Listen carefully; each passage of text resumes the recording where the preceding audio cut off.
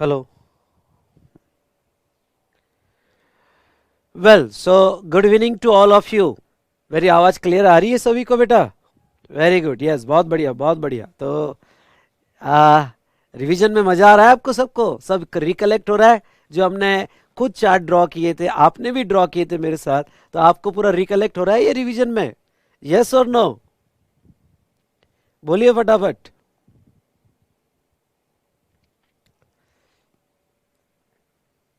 Recollect हो रहा है ना? Very good very good. चलिए, तो आज हम टाइम ऑफ सप्लाई इसका रिवीजन करेंगे, और वैल्यू ऑफ सप्लाई। ठीक है दोस्तों? तो चलिए यहाँ पे स्टार्ट करते हैं।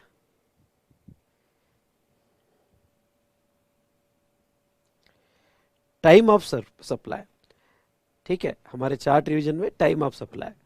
तो दोस्तों यहाँ अगर हम टाइम ऑफ सप्लाई की बात करें, ठीक है, तो यस, लेवी जो है सप्लाई हमारा डिस्कशन हो चुका है। दूसरा, पर्सन लायबल टू पे टैक्स, तो उसमें रिवर्स चार्ज और ईसीओ ये भी डिस्कशन हमारा हो चुका है। अब कलेक्शन मैकेनिज्म, यानी गवर्नमेंट आपसे कब लेगी, तो आपकी liability for payment of tax जो है वो आती है जब आपका टीओएस आएगा, यानी जो मंथ में आपका टीओएस आएगा उस मंथ के ड्यू डेट में आपकी जीएसटी की लाइबिलिटी आएगी। डन? आपकी जीएसटी की लाइबिलिटी आएगी। तो चलिए, इसके बेसिस पे हम जो है टाइम ऑफ सप्लाई का डिस्कशन करते हैं, और स्टेप बाय स्टेप मैं आपको ये बहुत अच्छे से समझा देता हूँ जो हमने डिस्कस किया था। Section 12 talk about time of supply of goods, and section 13 talk about time of supply of services. अब आपका टीओएस जो है, एक तो normal charge, second reverse charge, ये केस में आपको फिक्स करना है, क्योंकि आपकी लाइबिलिटी कैसे आ सकती है? नॉर्मली जो आप सप्लाई कर रहे हो, जिसे हम फॉरवर्ड चार्ज भी कहते हैं, उसको आपको जीएसटी देना है। कभी कभी आपने 93 और 94 के गुड्स या सर्विसेज लिए होंगे, तो रिवर्स चार्ज में भी आपको टैक्स देना पड़ता है। तो अगर आपकी लाइबिलिटी आपके नॉर्मल चार्ज यानी फॉरवर्ड चार्ज की होगी, तो वो सिचुएशन में आपको टैक्स कब देना है, इसके बारे में हम बात करेंगे। ठीक है दोस्तों?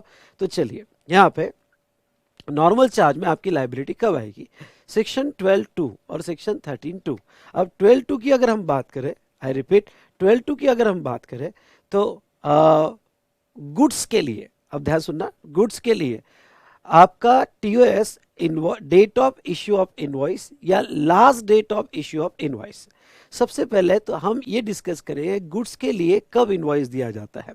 गुड्स के लिए जो है यहाँ पे इनवॉइस, अगर सेक्शन 31 पढ़े जो इनवॉइस का चैप्टर है, तो गुड्स के लिए इनवॉइस यहाँ पे ऑन और before the date of removal, अगर गुड्स में मूवमेंट है। ओके, सब आपका सप्लाई गुड्स का दो टाइप का हो सकता है। एक तो आप गुड्स मूव करोगे from one place to another, goods में मूवमेंट है। और दूसरा बेटा, ओके, गुड्स में मूवमेंट है, एक तो ये आप ले लोगे। दूसरा, गुड्स में मूवमेंट नहीं, एज सच बेसिस पे आपने सेल कर दिया, तो गुड्स में मूवमेंट है या गुड्स आपने एज सच बेसिस पे सेल कर दिया। अब देखो बेटा, यहाँ पे अगर गुड्स में मूवमेंट है तो आपका इनवॉइस ऑन और before the date of removal होना चाहिए, और आपकी last date of issue of invoice होगी डेट ऑफ रिमूवल। और गुड्स में मूवमेंट नहीं है, आपने एज सच बेसिस पे सेल किया, जैसे मैंने बेंचेस का एग्जांपल दिया था। तो अब भाई मेरे पास बेंचेस थे और हॉल में मैंने एज सच बेंचेस किसी और को दे दिए, क्योंकि मैंने वो हॉल छोड़ दिया। तो अगर आपने एज सच बेसिस पे यहाँ पे सप्लाई किया होगा, तो वो केस में डेट ऑफ डिलीवरी और मेड अवेलेबल उस दिन आपका लास्ट डेट ऑफ इनवॉइस माना जाएगा। तो इनवॉइस अगर आपने रिमूवल के पहले या डिलीवरी के पहले इनवॉइस दे दिया होगा, तो वो आपका टीओएस होगा। जिस मंथ में इनवॉइस दोगे उस मंथ में आपका टीओएस आ जाएगा। और अगर आपने इनवॉइस नहीं दिया till the date of removal और मेड अवेलेबल, तो आपका TOS on the date of removal या मेड अवेलेबल उस दिन रहेगा। ठीक है? इसमें एक खास नोटिफिकेशन था, नोटिफिकेशन 66/2017। ये नोटिफिकेशन कहता था कि गुड्स के केस में आपका टीओएस एडवांस बेसिस पे नहीं आएगा। अगेन मैं रिपीट करता हूं, ये नोटिफिकेशन सिर्फ गुड्स को अप्लीकेबल होता था, और गुड्स के केस में अगर एडवांस मिलता है तो एडवांस पे टीओएस नहीं आता था। ओनली सेक्शन 12(2)(a) के हिसाब से टीओएस आएगा। तो बहुत ही सिंपल है, जब भी आप गुड्स का टीओएस इशू फिक्स करोगे तो आपको सिर्फ दो डेट देखना है, इनवॉइस या last date of invoice, receipt basis नहीं देखना है। ओके, ये था time of supply of goods under forward charge. लेकिन सर्विसेज सेक्शन 13 का हिसाब से टीओएस ऑफ सर्विसेज कब फिक्स होगा, इसके पहले तो हम यहाँ पे इनवॉइस मैकेनिज्म को समझ लेते हैं। ओके, इनवॉइस मैकेनिज्म यहाँ पे क्या, जैसे सर्विस के केस में लॉ ये कहता है, सेक्शन 31 ये कहता है आपने इनवॉइस विद इन 30 डेज, यानी जिस दिन आपने सर्विस कंप्लीट कर दी वहां से 30 दिन में इनवॉइस दे देना चाहिए। और बैंकिंग और फाइनेंशियल कंपनी होगी तो वहां से 45 डेज में आपने इनवॉइस दे देना चाहिए। ठीक है, 30 दिन या 45 डेज में आपने इनवॉइस दे देना चाहिए। ठीक है, अब इसके बाद अगर आप इनवॉइस देते हो तो लॉ ये कहता है कि ठीक है, आप दो इनवॉइस के बाद पर आपके ऊपर पेनल्टी लग जाएगी, मैक्सिमम टाइम 30 दिन या 45 डेज। तो अब अगर आप सप्लायर ऑफ सर्विस हो तो आपका टीओएस कैसे फिक्स किया जाएगा? आई रिपीट, आप सप्लायर ऑफ सर्विस हो तो टीओएस कैसे फिक्स किया जाएगा? तो वो सिचुएशन में इन्होंने 3 क्राइटेरिया ली है, क्लॉज ए, क्लॉज बी और क्लॉज सी। क्लॉज ए के क्राइटेरिया में वो क्या कहते हैं?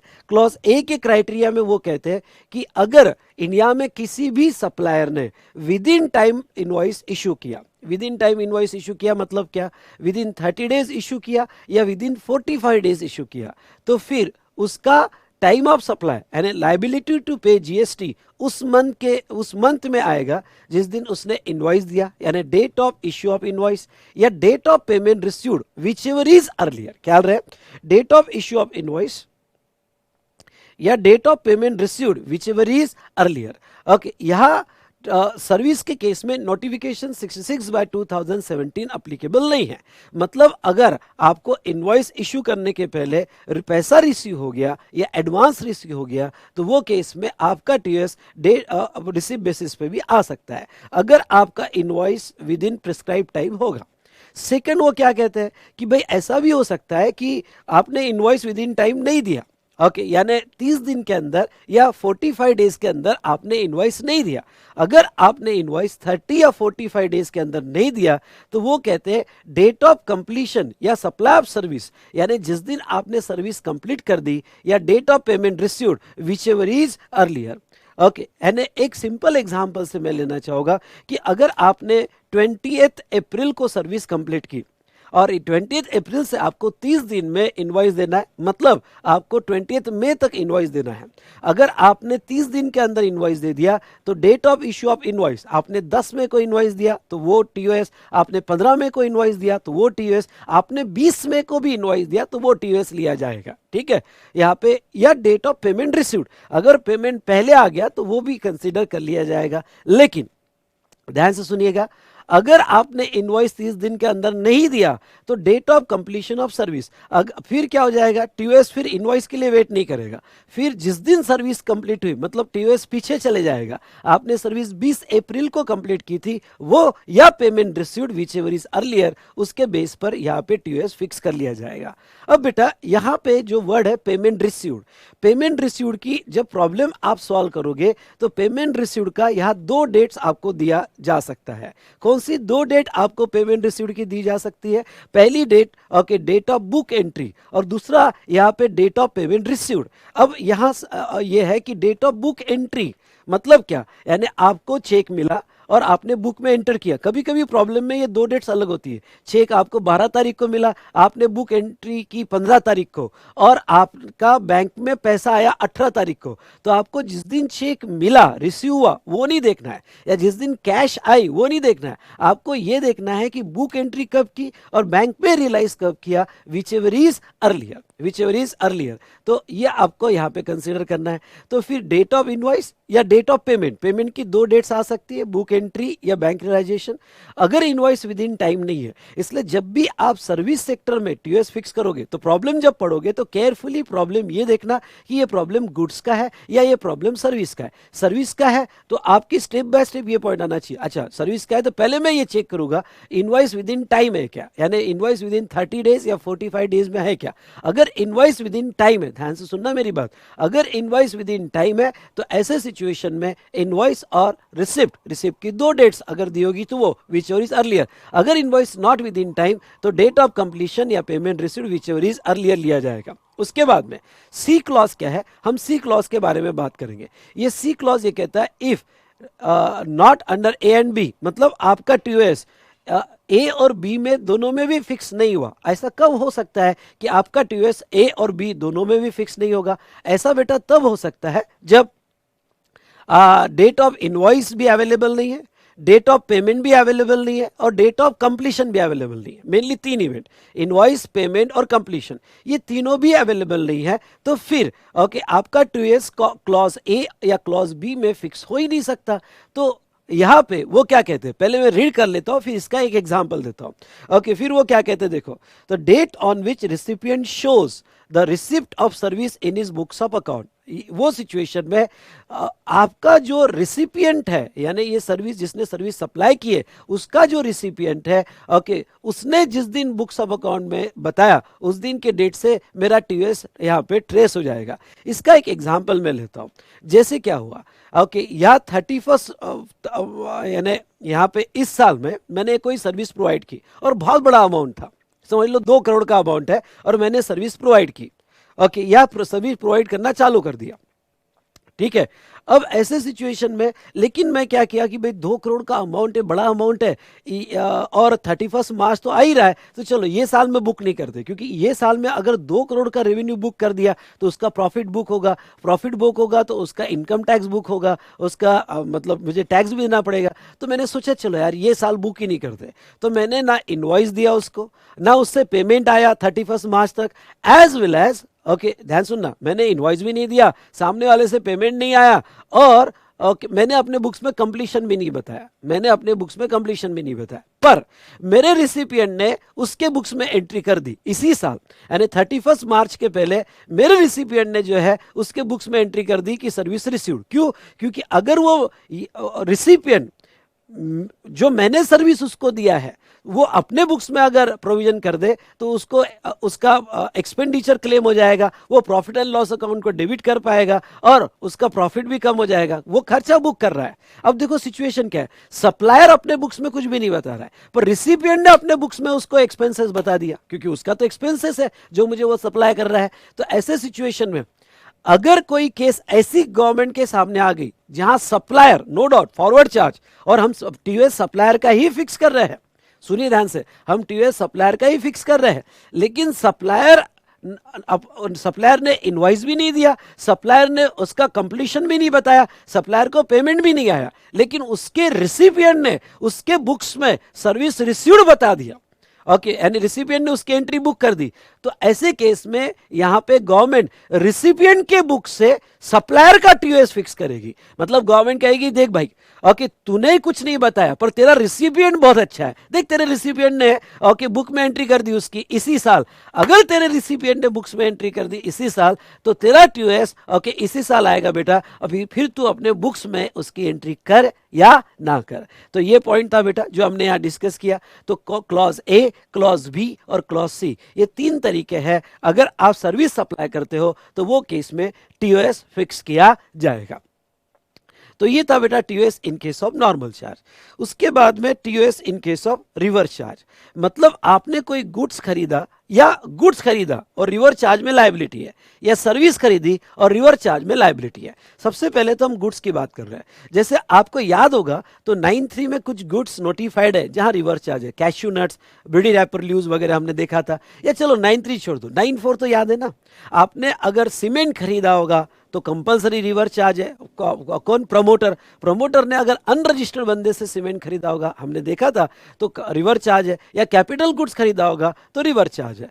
तो आपने कोई ऐसा गुड्स खरीदा जो रिवर्स चार्ज में है तो मेरा टीओएस कब आएगा? ध्यान सुनना, मेरा टीओएस कब आएगा? तो सेक्शन 12(3) के हिसाब से date of receipt of goods, आपको कौन कौन सी डेट लिखना है देखो।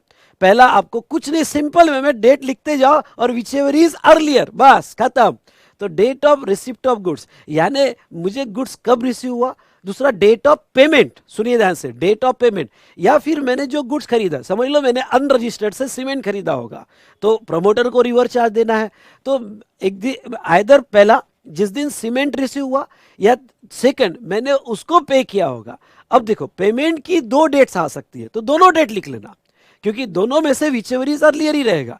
तो पेमेंट की कौन सी दो डेट आ सकती है? एक तो मैं प्रमोटर हूं और मैंने जो सीमेंट खरीदा था तो मैंने उसको पेमेंट किया, उसका बुक एंट्री किया होगा, या फिर डेबिटेड टू बैंक, सुना, बुक एंट्री या debited to bank whichever is earlier. तो यहां पेमेंट की अगर आपको दो डेट्स मिल रही होगी, बुक एंट्री या डेबिटेड टू बैंक, तो उसमें से जो विच एवर इज अर्लियर होगा वो आपका डेट ऑफ पेमेंट होगा, या फिर दोनों भी नहीं तो 31st day from invoice date of supplier, आप लिख सकते हो इनवॉइस डेट ऑफ सप्लायर, यहां पे आप लिख सकते हो इनवॉइस डेट ऑफ सप्लायर। तो चलो अब समझ लो मुझे गुड्स भी नहीं है अभी तक, अब मैंने उसको पेमेंट भी नहीं किया है, ध्यान सुनना, मैंने उसको पेमेंट भी नहीं किया है, लेकिन वो सप्लायर का इनवॉइस आ चुका है, यानी वो जो अनरजिस्टर्ड सप्लायर है जिसने सीमेंट दिया है बेटा, ओके, जो अनरजिस्टर्ड सप्लायर है जिसने सीमेंट दिया हुआ है उसका मुझे इनवॉइस आ चुका है।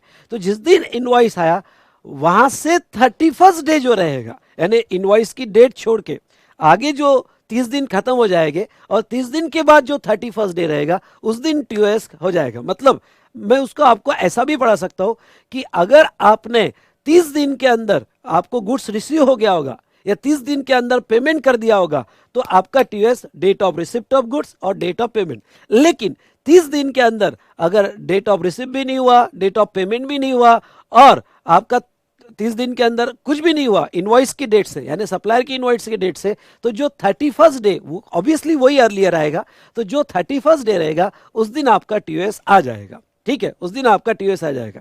आगे उसमें एक प्रोविजो है, और प्रोविजो क्या है? If all three above do not apply, मतलब क्या, date of receipt of goods, date of payment या 31st डे, ओके, तीनों भी अप्लाई नहीं होगा तो डेट ऑफ बुक एंट्री, जिस दिन मैं बुक एंट्री करूंगा वो ले लिया जाएगा। अब ये क्या है डेट ऑफ बुक एंट्री? समझ लो यहां पे वो जो अनरजिस्टर्ड बंदा है जिससे मैं सीमेंट खरीदने वाला हूं उसके साथ मेरा कॉन्ट्रैक्ट हो गया, कॉन्ट्रैक्ट हो गया और वो मुझे सीमेंट सप्लाई करने वाला है।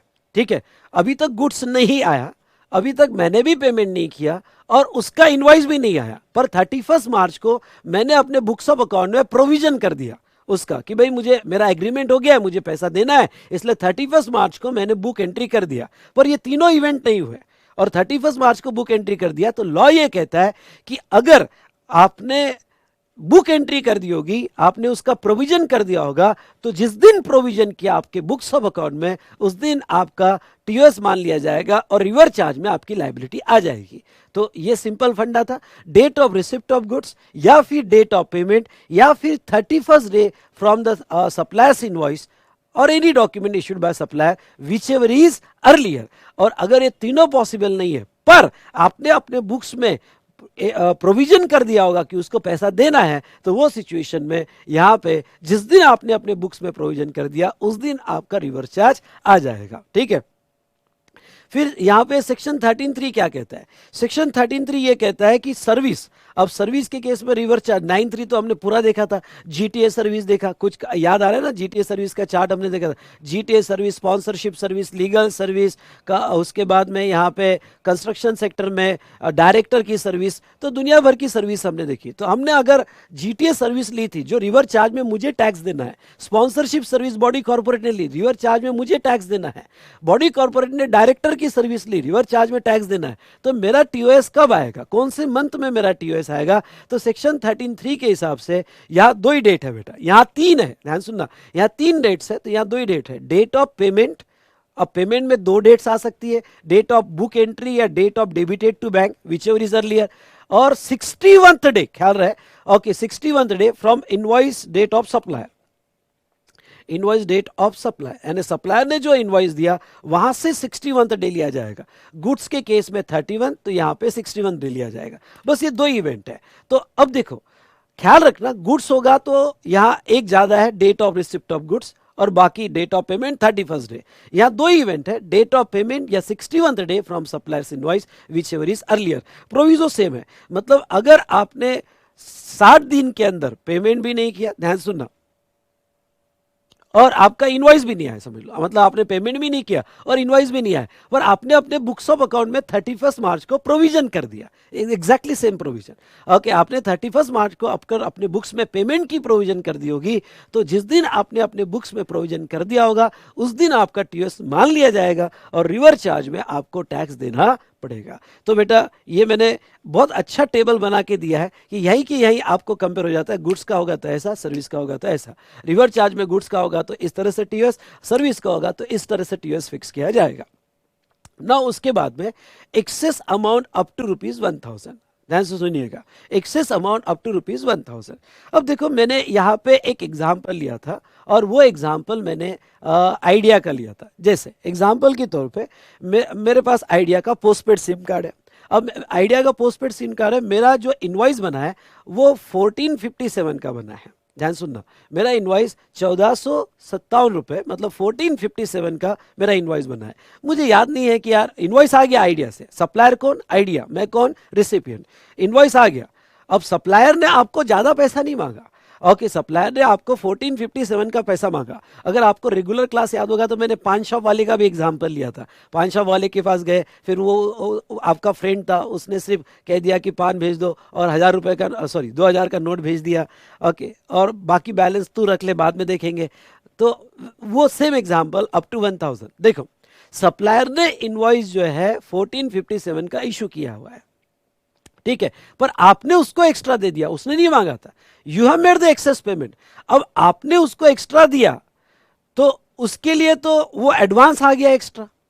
ओके, अब मैंने आइडिया कंपनी को 1500 रुपए पे कर दिया, तो यहाँ पे 47 रुपीज उसके लिए एडवांस है। नो डाउट नेक्स्ट बिल में आइडिया कंपनी मुझे एडजस्ट करके दे देगी, नेक्स्ट बिल में आइडिया कंपनी मुझे एडजस्ट करके दे देगी।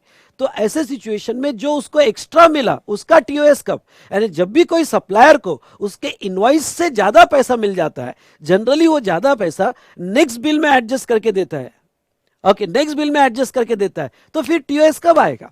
तो ऐसे सिचुएशन में बेटा यहां पे लॉ ये कहता है कि आपको up to 1000, I repeat up to 1000, यहां जो है अगर एक्स्ट्रा पैसा है, लिमिट डाल दी अप टू 1000, आपको एक्सेस आया जो आप अपने बुक्स में एडवांस कहोगे, क्यों, क्योंकि आपको नेक्स्ट बिल में एडजस्ट करना है, तो वो अप टू 1000 होगा। तो उसका टीओएस एडवांस पे ना क्रिएट करते हुए जब नेक्स्ट बिल इश्यू होगा, यानी जब नेक्स्ट बिल में एडजस्ट करोगे तब उसका आपने टीओएस किया तो भी चलेगा और उसकी जीएसटी तब पे किया तो भी चलेगा। अब थोड़ा इसका और एक एनालिसिस करता हूं, ओके, देखिए समझता है तो ठीक, नहीं तो ओके छोड़ देना।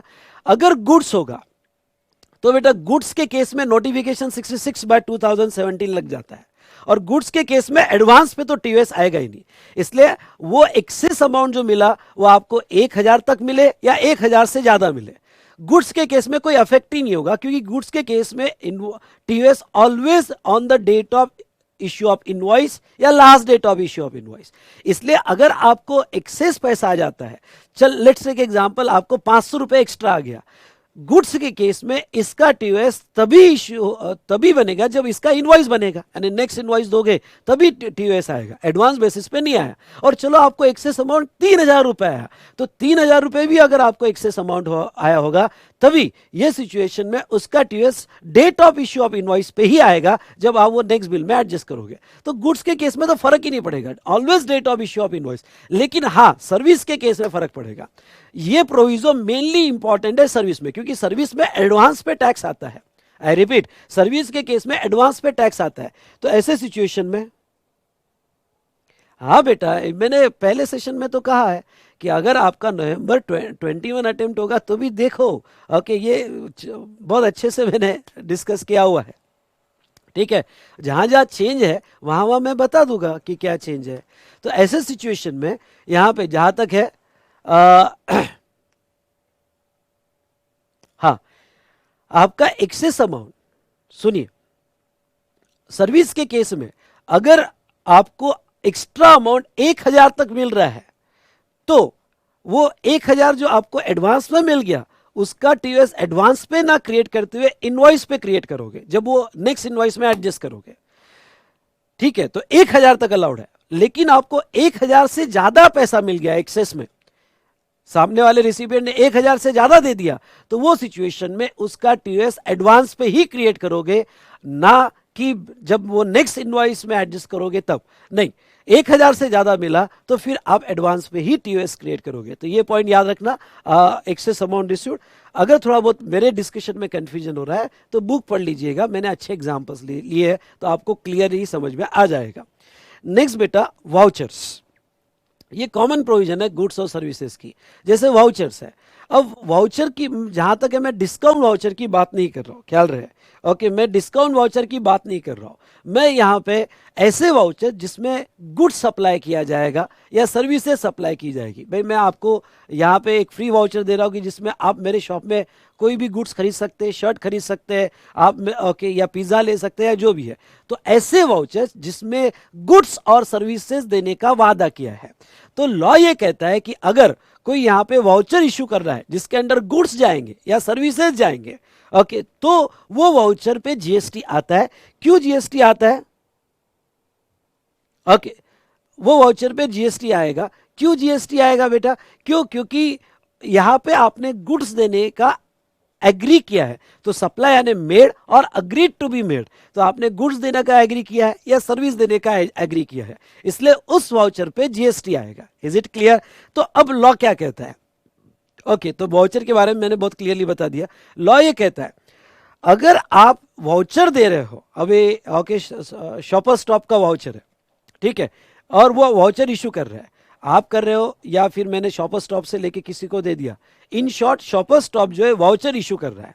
अब वो वाउचर ऐसा है कि आइडेंटिफाइबल है, यानी उस वाउचर में स्पेसिफिक कौन सा गुड्स जाने वाला है ये आइडेंटिफाइबल है। समझ लो मैंने वाउचर दिया और उसमें क्लियर कहा कि आपको शर्ट मिलेगा, आप हमारे शॉप से कोई भी शर्ट ले सकते हो, पर गुड्स बहुत क्लियर है, शर्ट। फिर वो शर्ट कौन से कलर का होगा, कैसा होगा, वो बात वो फिर उस शर्ट की वेराइटीज है, पर गुड्स क्लियरली आइडेंटिफाइबल है कि शर्ट ही मिलेगा।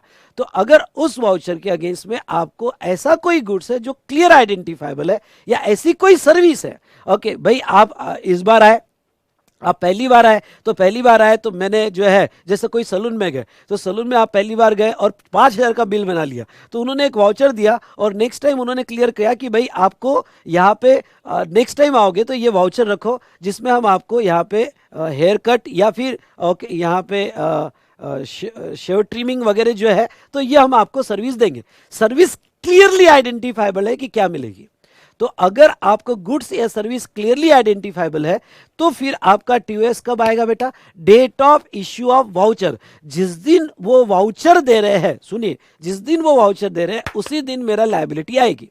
फिर वो कस्टमर वाउचर को रिडीम करे या ना करे, सुनो, कस्टमर वाउचर को रिडीम करे या ना करे, जिस दिन मैंने यहां पे वाउचर दिया उसी दिन मेरा टीओएस आ जाएगा। Is it clear? अगर वो आइडेंटिफाइबल है। अदर केस अगर वो आइडेंटिफाइबल नहीं है, ध्यान सुनना, अगर वो आइडेंटिफाइबल नहीं है तो date of redemption of voucher. अगर मैंने कहा कि भाई ये रहा वाउचर और आप मेरे शॉप से कुछ भी खरीद सकते हो, मेरे शॉप से आप कुछ भी खरीद सकते हो और वो आइडेंटिफाइबल नहीं है, तो ऐसे सिचुएशन में या कोई भी सर्विस ले सकते हो, ओके, 300 रुपए तक 500 रुपए तक आप कोई भी सर्विस ले सकते हो।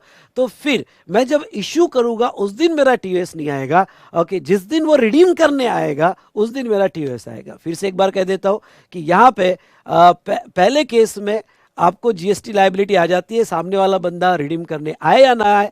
दूसरे केस में आपकी लायबिलिटी उसी दिन आएगी जिस दिन वो रिडीम करने आएगा। ओके, ये तो था रिगार्डिंग टू वाउचर। अब रेसिडुअल केस। अब रेसिडुअल केस मतलब क्या?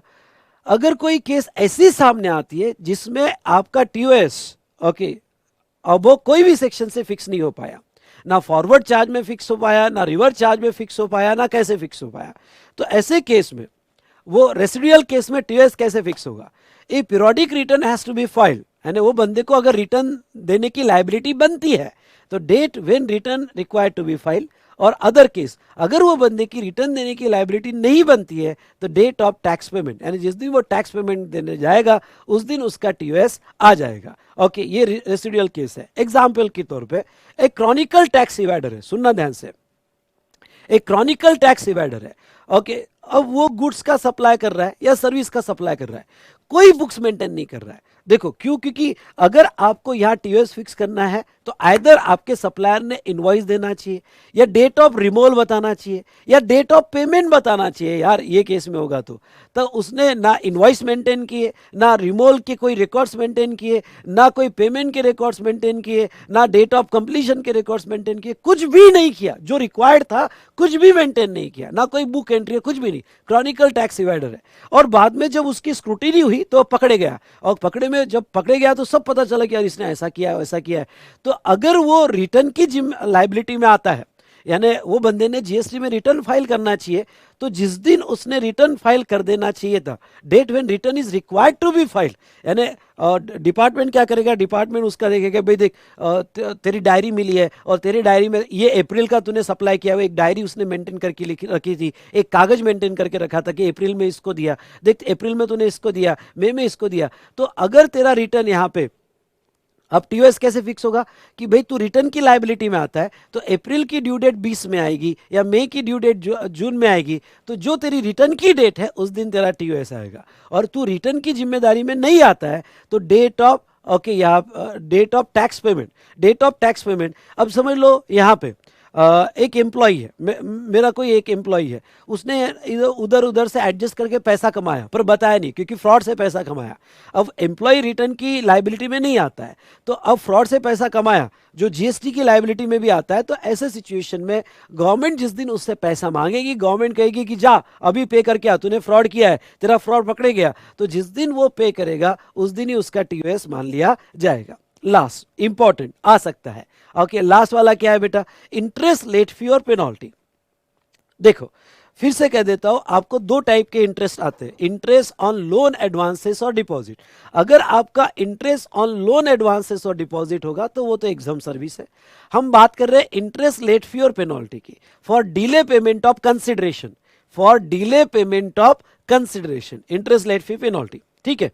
तो अगर आप एक सप्लायर ने रिसिपिएंट को सप्लाई किया, ओके सप्लाई कर दिया, सप्लाई हो सकता है गुड्स का है, सप्लाई जो हो सकता है गुड्स का है, सप्लाई हो सकता है सर्विस का है, बिल बन गया, बिल बना value 1 lakh rupees, okay bill बना वैल्यू 1 लाख रुपीज, और उसके ऊपर GST at the rate 12%, okay 12,000, और कहा गया क्रेडिट सप्लाई किया, और कहा गया कि आपको जो है यहाँ पे यस 30 दिन के अंदर आपको पे कर देना है, और ये बंदे ने 30 दिन के अंदर पे नहीं किया क्योंकि उसको ये कंसिडरेशन पे करना था, और not paid with in time, okay not paid with in time, यानी रिसिपिएंट ने ओके उसको टैक्स नहीं दिया, तो सप्लायर ने कहा भाई मैं तुझे विद इन टाइम, तो सप्लायर ने कहा मैं तुझे इंटरेस्ट लगाऊंगा, ओके तो ये जो इंटरेस्ट सप्लायर लगा रहा है, इंटरेस्ट लगा रहा है क्योंकि तूने विद इन 1 मंथ पे नहीं किया, इंटरेस्ट लगा रहा है, तो ये इंटरेस्ट सेक्शन 15 के हिसाब से वैल्यू में ऐड होता है। सुनिए, ये इंटरेस्ट सेक्शन 15 के हिसाब से वैल्यू में ऐड होता है,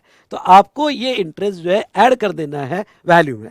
तो अब ये इंटरेस्ट का टीओएस कब आएगा, मतलब फॉर एग्जाम्पल ओके एक सप्लायर है और एक रिसिपिएंट है, मैंने इनवॉइस तो अप्रैल में दिया था, इनवॉइस जो मेन इनवॉइस है वो मैंने अप्रैल में दिया था, लेकिन मैंने उसको इंटरेस्ट लगाया, और इंटरेस्ट जो लगाया ध्यान से सुनिएगा, इंटरेस्ट मैंने अप्रैल में जून में उसको इंटरेस्ट लगाया, तो ये इंटरेस्ट पे जीएसटी कब देना पड़ेगा, तो जो मंथ में इंटरेस्ट रिसीव होगा, या जो मंथ में लेट फी रिसीव होगी, या पेनल्टी रिसीव होगा for delay payment of consideration, तो जो मंथ में रिसीव होगा बेटा उस मंथ में इसका टीओएस आएगा, मतलब इसका टीओएस ओके यहाँ पे जून मंथ में आएगा, ओके और इस इंटरेस्ट को आपको जून मंथ में पे करना पड़ेगा। आगे वैल्यूएशन में मैं बताऊंगा, इंटरेस्ट लेट फी और पेनल्टी जनरली आप इंक्लूसिव ऑफ जीएसटी लोगे, क्योंकि सामने वाला जीएसटी तो अलग से नहीं देगा, इसलिए जनरली आप इंक्लूसिव ऑफ जीएसटी इसको कंसीडर करोगे। तो इस तरह से हमने यहाँ पे डिस्कस किया regarding to interest late fee और पेनल्टी, और नीचे मैंने लिखा है कि डेट ऑफ पेमेंट को आपको किस तरह से लेना है। यहां तक तो हमने डिस्कशन किया।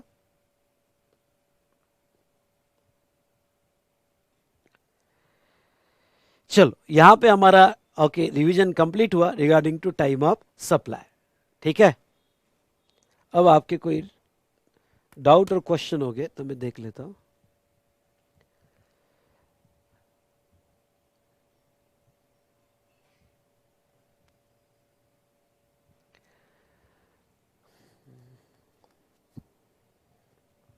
ठीक है, in case of goods date of removal of goods plus 30 days, नहीं नहीं नहीं नहीं, भाई अबे, गुड्स के केस में डेट ऑफ रिमूवल ये उसके पहले ही 30 डेज गुड्स के केस में नहीं मिलते हैं। डेट ऑफ रिमूवल तक इनवॉइस चले जाना चाहिए। सर्विस के केस में 30 डेज मिलते हैं। भाई आपने पढ़ा ही नहीं।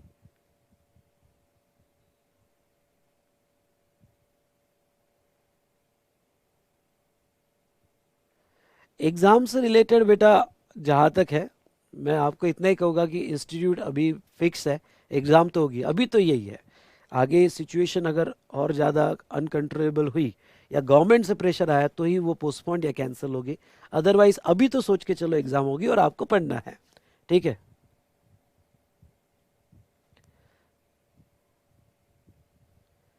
चलो।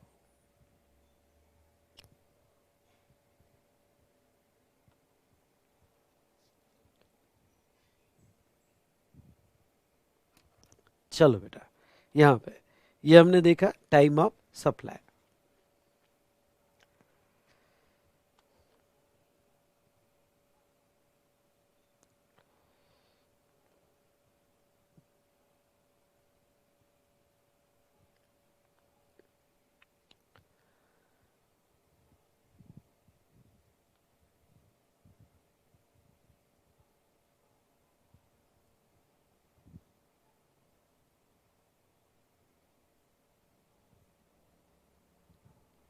चलो ये देखिए, सेक्शन 15, इस पे आ जाओ, वैल्यूएशन। ठीक है, सेक्शन 15 वैल्यूएशन यहाँ पे। हाँ, और एक बात बता दो, बहुत बारिश हो रही है अभी यहाँ पे। अगर इन बिटवीन पावर गया तो बेटा मैं रिकनेक्ट हो जाऊंगा या फिर हम ये सेशन आगे कल कंटिन्यू करेंगे। ठीक है, अगर बारिश आई और यहाँ पे रुक गया तो चलिए वैल्यूएशन हम यहाँ देखेंगे।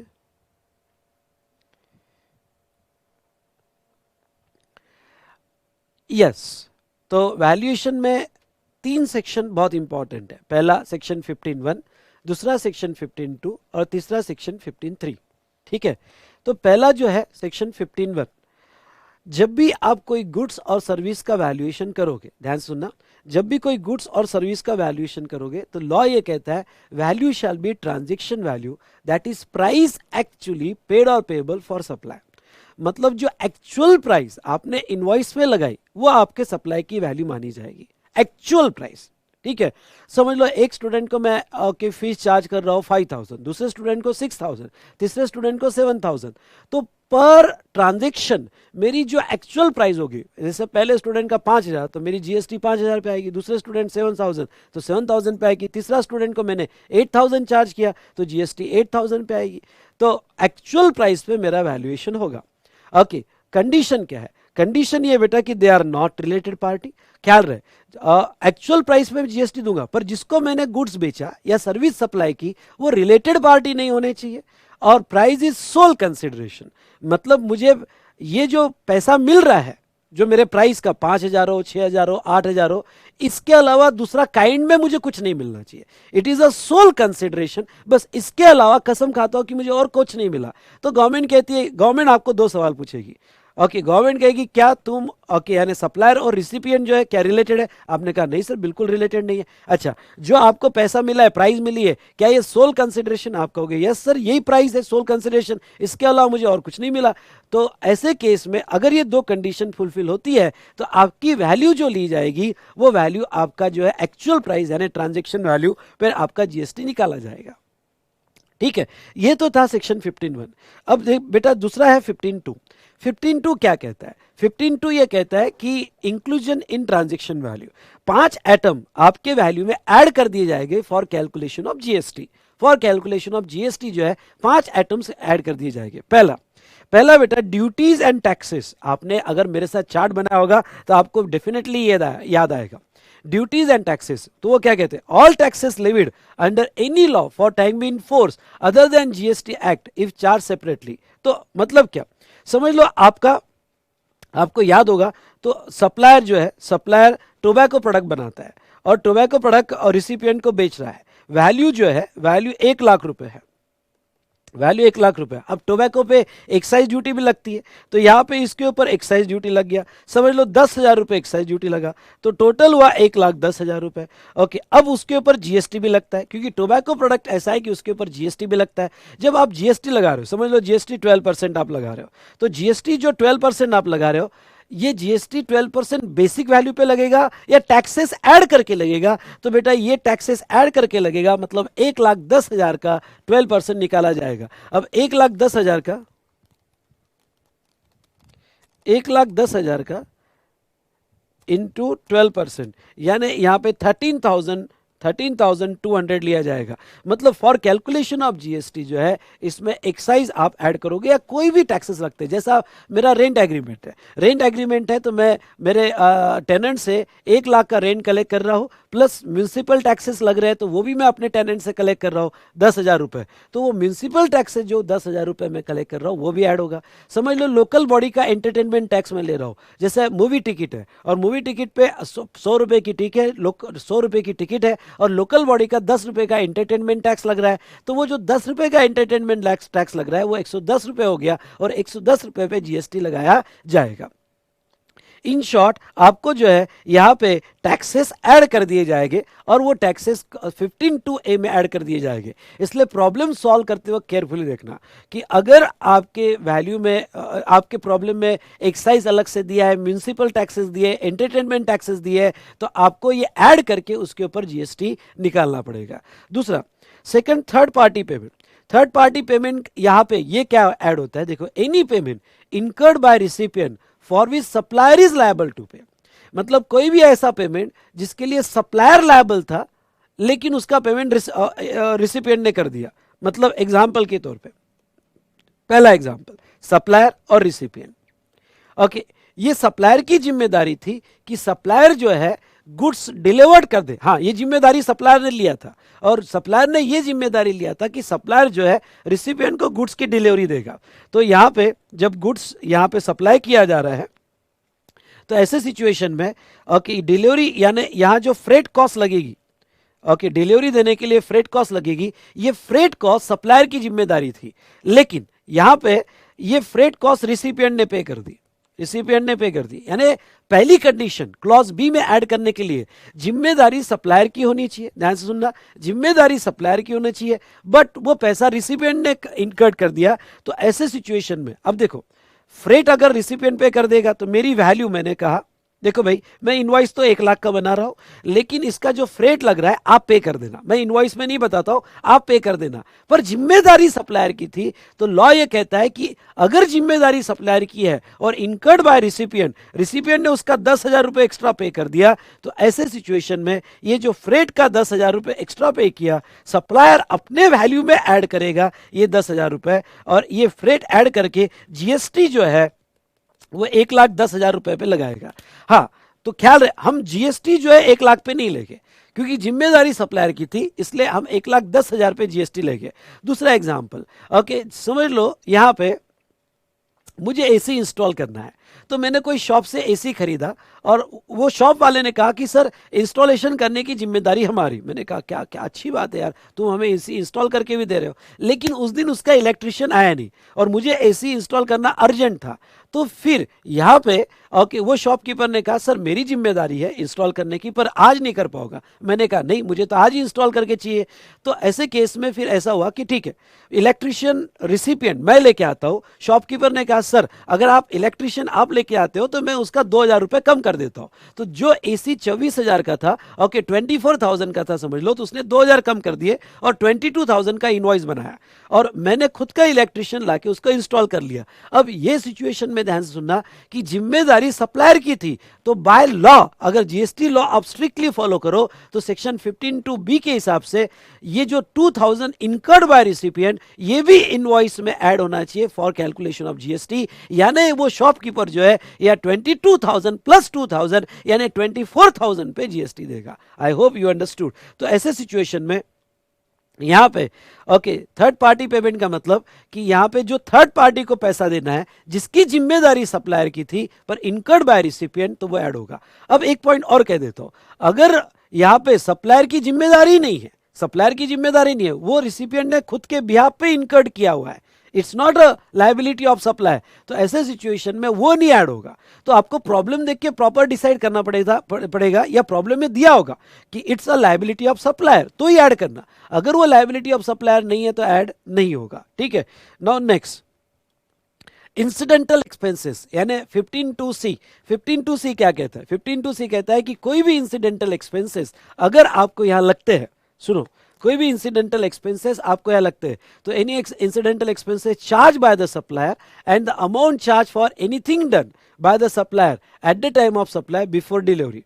मतलब क्या, अब बहुत सी बार एक पॉलिसी होती है कि जैसा भाई मैं आपको गुड्स सप्लाई कर रहा हूं, हाँ, तो अब समझ लो मैं गुड्स आपको सप्लाई कर रहा हूँ, एग्जाम्पल लो, सप्लायर और यहाँ पे रिसिपिएंट, सप्लायर और रिसिपिएंट। सप्लायर ने गुड्स की वैल्यू बताई है, सर्विस की वैल्यू बताई है 1,00,000 रुपए, 1,00,000 रुपए। उसके बाद में उसका packing charges 2,000 rupees, commission extra लिया 1,000 रुपए। उसके बाद में बिल में यहाँ पे फ्रेट ट्रांसपोर्टेशन लिया और वो लिया 5,000 रुपए। तो लॉ क्या कहता है? लॉ ये कहता है कि जो भी एक्स्ट्रा लगाया इंसिडेंटल, फिर वो पैकिंग का हो, कमीशन का हो या एनीथिंग डन बिफोर सप्लाई, तो जो भी एक्स्ट्रा लगाया हो वो एक्स्ट्रा आपके वैल्यू में ऐड कर दिया जाएगा। सुनो ध्यान से, वो एक्स्ट्रा आपके वैल्यू में ऐड कर दिया जाएगा, ठीक है। तो ऐसे सिचुएशन में यहाँ पे 2,000 है, 1,000 है या 5,000 है, ये वैल्यू में ऐड कर दिया जाएगा। आपकी वैल्यू कितनी होगी? तो यहाँ पे 1,08,000 आपकी वैल्यू मानी जाएगी और 1,01,000 पे जीएसटी आएगा। तो जो भी इंसिडेंटल एक्सपेंसेस है, पैकिंग के है, कमीशन के है या बाकी कोई भी सप्लाई के इंसिडेंटल एक्सपेंसेस है, तो वो आपकी वैल्यू में ऐड कर दिए जाएंगे। इसलिए प्रॉब्लम सॉल्व करते वक्त आपको किसी भी नाम का इंसिडेंटल एक्सपेंस आ सकता है, टेस्टिंग चार्जेस, इंस्पेक्शन चार्जेस या फिर सर्विस के साथ कोई extra lodging charges, telephone charges. अगर ऐसे कोई भी एक्स्ट्रा एक्सपेंसेस उन्होंने दिए तो आपने चुपचाप उसको वैल्यू में ऐड कर देना है। Is it clear? उसके बाद में यहां पे नेक्स्ट बेटा क्लॉज डी। क्लॉज डी क्या कहता है? इंटरेस्ट और लेट फी और penalty. Okay, interest, late fee और penalty for delay payment of consideration. जैसा अभी अभी हमारी बात हुई, और बात ये हुई कि अगर डिले पेमेंट ऑफ कंसिडरेशन है तो उसका जो इंटरेस्ट लगेगा या लेट फी लगेगी, समझ लो मोबाइल का बिल है, आपने इतने दिन तक पेमेंट नहीं किया तो लेट फी या पेनल्टी लगेगी। ये भी वैल्यू में ऐड होता है, यानी ये वैल्यू का पार्ट ही माना जाता है। ध्यान सुनना, ये भी वैल्यू का पार्ट ही माना जाता है, लेकिन इसके ऊपर टीओएस यानी टैक्स देने की जिम्मेदारी उस मंथ में आएगी। ध्यान सुनना, इसके ऊपर टैक्स देने की जिम्मेदारी उस मंथ में आएगी जिस दिन आपको इंटरेस्ट रिसीव होगा, जो मंथ में इंटरेस्ट रिसीव होगा, लेट फी रिसीव होगी या पेनल्टी रिसीव होगी। फॉर एग्जांपल, फिर से वो एग्जांपल जो मैंने पहले लिया था वो यहां लेना चाहूंगा। सप्लायर और रिसिपिएंट, सप्लायर ने इसको अप्रैल में गुड सप्लाई किया। ओके, गुड सप्लाई किया अप्रैल में, वैल्यू थी 1,00,000 रुपए। ओके, और उसके ऊपर जीएसटी लगाया 12% के हिसाब से 12,000 रुपए। ठीक है, यहां पे लगा दिया, पर इंटरेस्ट का क्लॉज रखा था कि अगर रिसिपिएंट ने पे नहीं किया तो हम इंटरेस्ट लगाएंगे। इंटरेस्ट आया बेटा अप्रैल में, जून में ले लो, जून में इंटरेस्ट चार्ज किया और इंटरेस्ट मिला यहां पे 2,000 रुपए, क्योंकि उसने डिले किया पेमेंट में तो 2,000 रुपए इंटरेस्ट किया। तो सबसे पहले तो जीएसटी कौन से मंथ में देना पड़ेगा? इंटरेस्ट का जून में देना पड़ेगा। इवन तो ये वैल्यू का पार्ट है, पर इसका इंटरेस्ट का जीएसटी हमें जून में देना पड़ेगा। इसलिए प्रॉब्लम सॉल्व करते वक्त 2,000 रुपए वैल्यू में ऐड कर देना, यानी 1,00,000 में 2,000 ऐड कर देना।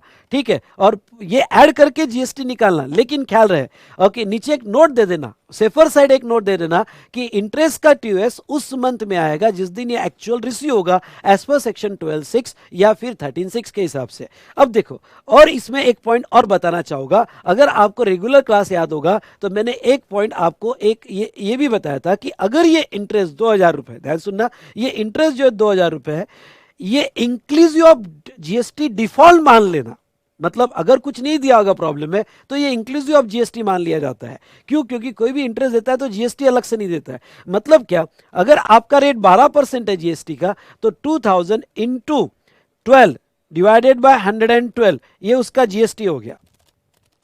डिवाइडेड बाय 112 इंटू 12, ये उसका जीएसटी हो गया। मतलब 215 राउंड अप करके जीएसटी हो गया। या फिर उसकी वैल्यू कितनी, इंटरेस्ट की वैल्यू कितनी, तो इंटरेस्ट की वैल्यू जो है 2,000 इंटू 100 डिवाइडेड बाय 112, मतलब यहाँ पे 2,000 डिवाइडेड बाय 112 इंटू 100, यानी उसकी वैल्यू अगर हम ले तो 1785, 1785 उसकी वैल्यू मानी जाएगी। यानी अगर आप टैक्सेबल वैल्यू निकाल रहे हो, टैक्सेबल वैल्यू निकाल रहे हो, तो ओरिजिनल इनवॉइस वैल्यू आपकी 1 लाख रुपए है, 1 लाख रुपए, और इंटरेस्ट जो मिला तो बेटा ये इंटरेस्ट की वैल्यू आपको 1785 लेनी पड़ेगी, तो आपकी टैक्सेबल वैल्यू 1 लाख, ओके, 1785 ये आपकी टैक्सेबल वैल्यू आएगी। तो आप इंटरेस्ट ऐड करते वक्त उसमें से जीएसटी निकाल लेना और बाकी इंटरेस्ट ही आपको ऐड करना है।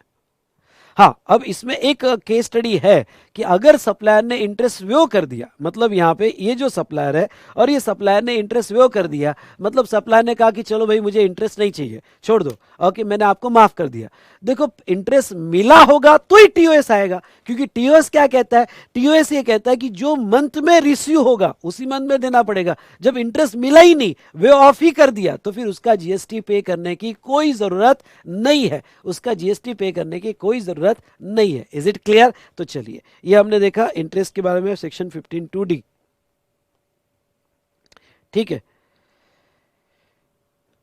यहां पे D clause interest, late fee और पेनल्टी, 15(2)(d) देखा। अब लास्ट ई क्लॉज सब्सिडी। अब ये सब्सिडी के बारे में ये क्या कहते हैं देखो, यस,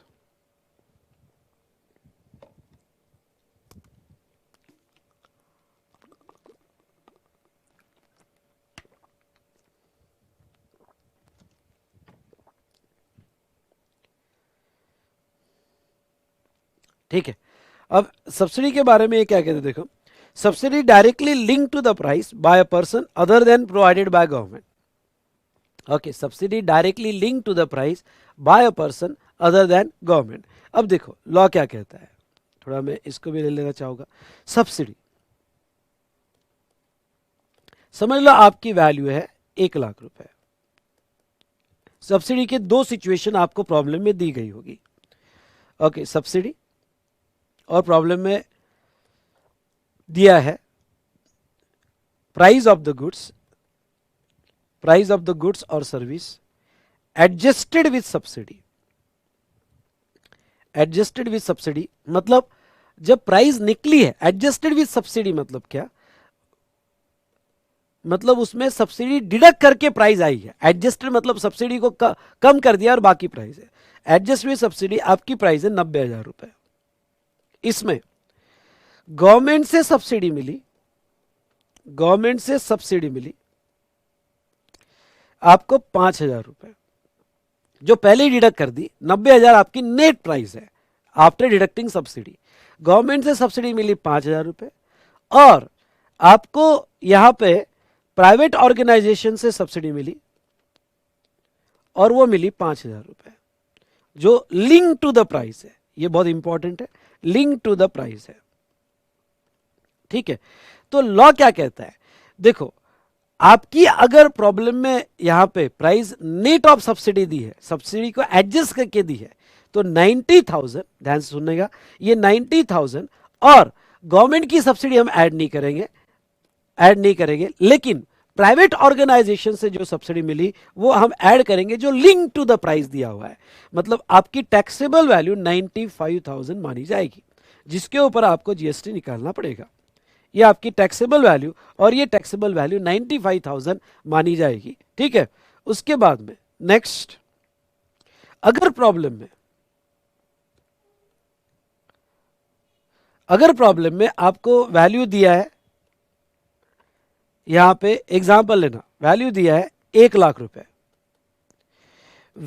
जो लिस्ट प्राइस है, 1 लाख रुपए लिस्ट प्राइस है, without adjusting subsidy, without adjusting subsidy, subsidy इसमें कोई भी एडजस्टमेंट नहीं किया हुआ है, ये लिस्ट प्राइस है। तो और आपको अलग से कहा गया कि भाई यहां पे गवर्नमेंट से सब्सिडी मिली 5,000, और हाँ, गवर्नमेंट से सब्सिडी मिली 5,000 और प्राइवेट ऑर्गेनाइजेशन से सब्सिडी मिली 5,000 रुपए। अब ध्यान से देखना है, ये प्रॉब्लम में अगर कहा गया कि सब्सिडी एडजस्ट करके प्राइस है, सब्सिडी एक्सक्लूड करके प्राइस है, तो आपको इस तरह से लेना पड़ेगा कि भाई 90,000 जो थी वो सब्सिडी डिडक्ट करके थी, दोनों सब्सिडी डिडक्ट करके, तो गवर्नमेंट तो हम ऐड करते ही नहीं है, हाँ ये प्राइवेट वाली ऐड कर देंगे 5,000 रुपए, जो लिंक टू द प्राइस है। Okay, link to the price है, वो ऐड कर दो।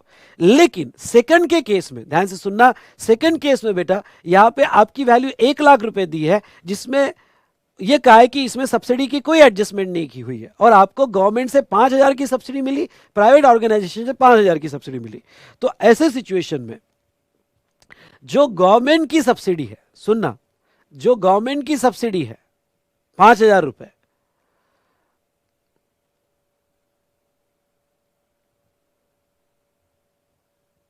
हाँ, अब ये जो 1 लाख रुपए है जिसमें सब्सिडी का इफेक्ट अभी तक नहीं दिया है, मतलब वो 1 लाख रुपए इंक्लूडिंग सब्सिडी है, ध्यान सुनना, इंक्लूडिंग सब्सिडी है।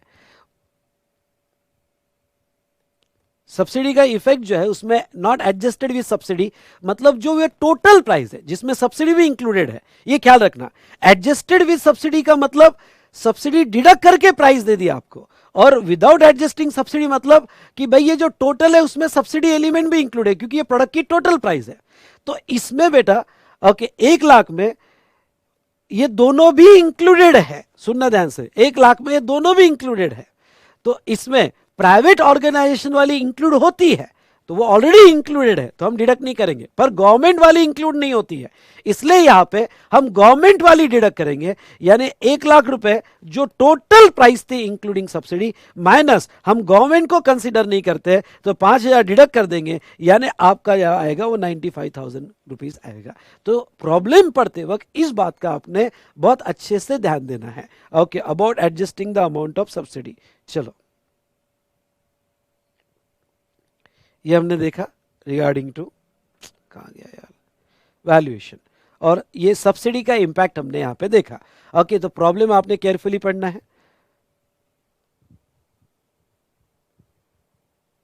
प्राइवेट का कुछ भी ट्रीटमेंट नहीं करेंगे ना बेटा, क्योंकि प्राइवेट जो है ये क्या है, 1 लाख में दोनों इंक्लूडेड है। अब दोनों इंक्लूडेड है मतलब 5,000 इंक्लूडेड ही है उसके अंदर। हम क्या करते थे, अगर वो 1 लाख में से डिडक्ट 1 लाख में से ये 10,000 डिडक्ट करके 90,000 देता हमें, तो 90,000 देता तो हम 5 ऐड करते। क्यों ऐड करते, क्योंकि वो ऐड होती। लेकिन वो 1 लाख में अगर 5,000 इंक्लूडेड है तो अच्छी बात है, उसने इंक्लूड करके लाया, तो उसने इंक्लूड करके लाया है 5,000, तो उसका इंपैक्ट हम कुछ नहीं करेंगे। हाँ, उसमें गवर्नमेंट भी इंक्लूडेड होगी तो गवर्नमेंट को डिडक्ट करना पड़ेगा, क्योंकि गवर्नमेंट वैल्यू में ऐड नहीं होगा, गवर्नमेंट की सब्सिडी पे जीएसटी नहीं आएगा, इसलिए सिर्फ गवर्नमेंट का ही इफेक्ट देंगे। 5,000 सिर्फ हम गवर्नमेंट वाला डिडक्ट करेंगे, बाकी प्राइवेट का तो ऑलरेडी इंक्लूडेड है। अच्छी बात है, नहीं तो हम इंक्लूड करते थे उसको। ये आई के बाद आपके समझ में? यस, चलो, तो ये हमने देखा रिगार्डिंग टू सब्सिडी बेटा यहां पे। नेक्स्ट अब आ जाओ ओके 15(3) पे, डिडक्शन ऑफ डिस्काउंट। ध्यान से देखिएगा, डिडक्शन ऑफ डिस्काउंट, डिस्काउंट का डिडक्शन आपको मिलेगा, पर इसके लिए उन्होंने 2 सिचुएशन बनाई है। डिस्काउंट किसी भी नाम से हो, कैश डिस्काउंट हो, ट्रेड डिस्काउंट हो, क्वांटिटी डिस्काउंट हो, damage discount, year and discount, what ever is the name, deduction का आपको डिस्काउंट डिडक्ट करके ही जो नेट वैल्यू आएगी उस पर ही जीएसटी लगाना है। पर अब वो पहला पार्ट क्या कहते हैं, देखो, एनी डिस्काउंट, नाम कुछ भी हो, given before or at the time of supply, any discount given before or at the time of supply. ठीक है, अगर आप अपने कस्टमर को डिस्काउंट सप्लाई के पहले या सप्लाई करते वक्त तब के तभी इनवॉइस में दे देते हो, ओके, तो deductible from the value provided that it is recorded in invoice, recorded in invoice, invoice में वो रिकॉर्ड होना चाहिए। यानी आप आए, चलो मेरा ट्रेड डिस्काउंट है, ये इनवॉइस में 1,000 रुपए का गुड्स माइनस 30% डिस्काउंट, यानी आप 700 का गुड्स आपको दे दिया, इनवॉइस में रिकॉर्ड करके दे दिया।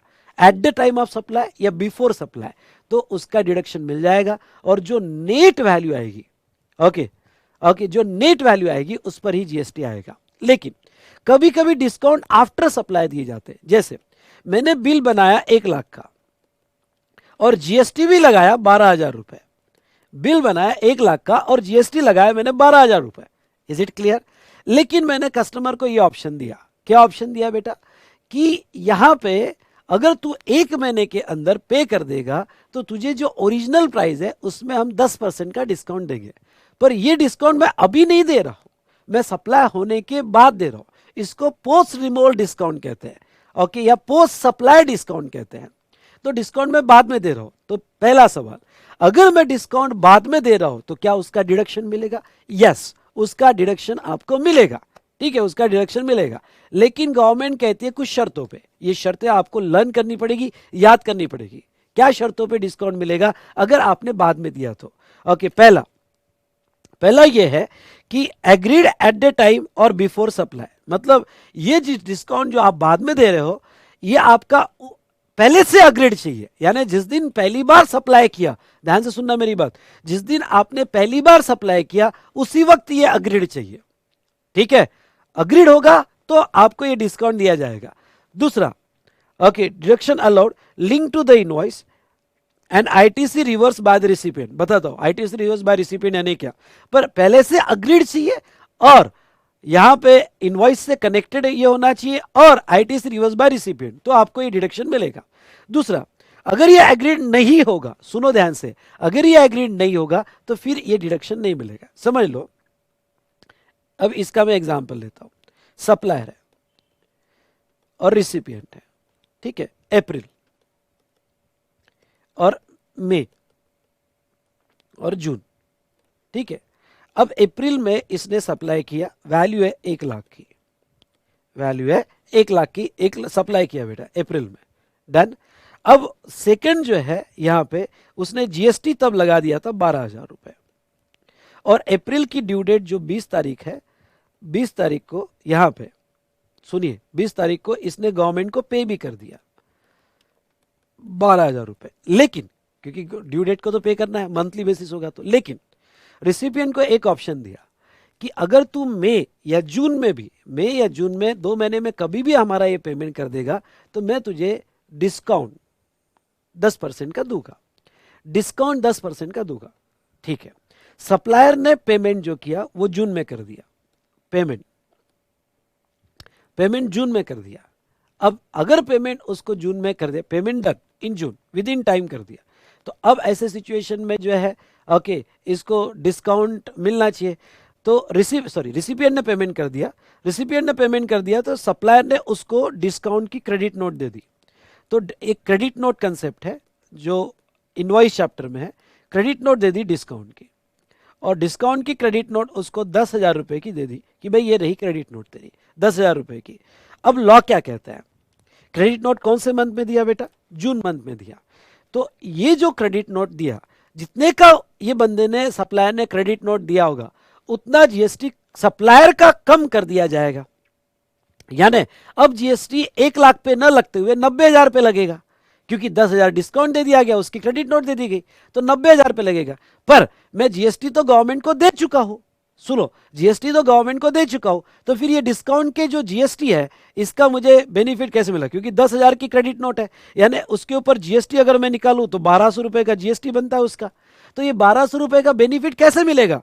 तो अब यहां पे वो कहते हैं कि रिमूव होने के बाद डिस्काउंट दिया गया तो ये उसका क्रेडिट नोट इश्यू कर देगा in the month of June, और ये क्रेडिट नोट इश्यू होने के बाद ये जो 1,200 रुपए इसके टैक्स से कम कर दिए जाएंगे। अब इसके टैक्स से कैसे कम हो गए, कैसे कम हो गए टैक्स से? क्योंकि अप्रैल का तो टैक्स भर दिया उसने 12,000 रुपए, तो कौन से मंथ में क्रेडिट नोट दी थी बेटा? जून मंथ में। तो जून की जितनी भी कोई लाइबिलिटी रहेगी, कोई अदर लाइबिलिटी रहेगी जीएसटीसी, उसमें से लेस कर दिया जाएगा 1,200 रुपए, यानी उसका इफेक्ट जो है वो जून में दिया जाएगा। क्योंकि हम जीएसटी में पीछे जाकर हम एडजस्टमेंट नहीं कर सकते, सुनना, जीएसटी में हम पीछे जाकर एडजस्टमेंट नहीं कर सकते, इसलिए ओके वो जो हमें डिस्काउंट का बेनिफिट देना है वो हम यहां पे जून में देंगे। आपको अगर इतना डिटेल में पूछा तो मैंने बता दिया, लेकिन आपको अगर सिंपल क्वेश्चन पूछा कि रिमूवल के बाद डिस्काउंट का डिडक्शन अलाउड है क्या? हाँ अलाउड है। सबसे पहले तो वो अग्रीड होना चाहिए, सुनो, सबसे पहले तो वो अग्रीड होना चाहिए, दूसरा वो लिंक टू द इनवॉइस होना चाहिए, और तीसरा, अब तीसरा एक कंडीशन बताता हूं। अब देखो अप्रैल में गुड्स भेजा गया तो रिसिपिएंट को गुड्स अप्रैल में रिसीव हो गया, अप्रैल में रिसीव हो गया तो हो सकता है कि इसने आईटीसी पूरा ओके आईटीसी यहां पे 12,000 का ले लिया हो, या आईटीसी रिसिपिएंट ने 12,000 का ले लिया हो। ओके अब देखो क्या हुआ, अब 12,000 का तो आईटीसी ये खा गया, ले लिया उसने, और हो सकता है आईटीसी यूज भी कर लिया। तो ऐसे सिचुएशन में सप्लायर को ये 1,200 रुपए की एडजस्टमेंट तभी करके मिलेगी अगर रिसिपिएंट ने जून महीने में 1200 रुपए का आईटीसी रिवर्स करना चाहिए। यानी तुम्हारा रिसिपिएंट 1200 रुपए का आईटीसी क्रेडिट नोट आने के बाद उसके इलेक्ट्रॉनिक क्रेडिट लेजर से वो कम कर देगा। सुनो ध्यान से, उसके इलेक्ट्रॉनिक क्रेडिट लेजर से अगर वो कम कर देगा 1200 रुपए का आईटीसी, तो ऐसे सिचुएशन में सप्लायर का आउटपुट टैक्स लायबिलिटी 1200 रुपए से कम कर दिया जाएगा उस डिस्काउंट से रिलेटेड। तो उन्होंने एक कंडीशन डाला है कि वो लिंक टू द इनवॉइस होना चाहिए। तो लिंक टू द इनवॉइस तो है, अग्रीड है, और रिसिपिएंट आईटीसी भी रिवर्स कर रहा है, ये सभी कंडीशन फुलफिल होती है तो आपको ये डिस्काउंट का डिडक्शन मिलेगा बेटा। ठीक है, डन। तो यहां पे हमारा ओके ये डिस्कशन खत्म हुआ ऑन वैल्यूएशन। ठीक है, तो वैल्यूएशन चैप्टर हमने कंप्लीट किया। आई होप आपने एंजॉय किया होगा। लेकिन बताइए, तो चार्ट रिवीजन है, क्विक रिवीजन है, अगर आपने नहीं पढ़ा होगा तो फिर पढ़ के ये रिवीजन देखो, मजा आएगा आपको, सच में बहुत मजा आएगा। ठीक है, चलो डन, यहां रुकते हैं।